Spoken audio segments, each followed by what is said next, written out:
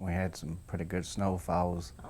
in the 90s there too, and so especially that year when they shut the whole state down on the highway, and then we had a local guy that had a backhoe and a grader, so we graded the road off, and this hill was probably the best stretch of road in the state at that time, so that way we could get the farmers down here to get to haul our byproduct away. So Yeah, you usually That had was to a do challenge. those kind of things. Yeah. You couldn't always depend on the state to get here. So, Yeah, yeah. so you do what it took to keep the operation going.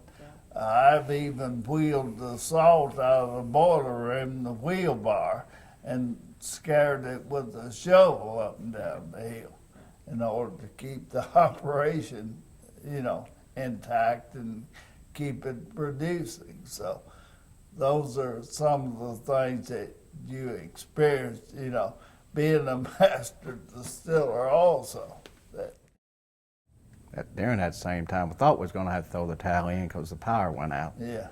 And then that froze up the lake, or lake line, or water line coming up over to the plant. So it ran down here below the hill and through the woods. And so then we wondered what we was going to do for water. So then we got a hold of course, school was out, and somebody had a bunch of cedar laps. So we got some schoolboys, and they loaded all that cedar lap and pulled it on a wagon and laid it on across that pipeline and set all that on fire. And we got unthawed, and so it was back in business again.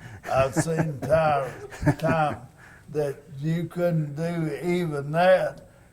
We'd burn tires on it. We'd take tires and lay on the pipeline and unthaw it. Yeah, just do what you had to do to keep it going. And we were about the only distillery during that bad time that kept on running. And we never missed a lick. Some of them, were relied on coal. Of course, they couldn't get the coal trucks in the state, so they had to end up shutting down. I remember that's something I always prided myself in. We didn't miss a lick, no matter what the weather was or what was going on. We'd find some way to keep it all running and intact.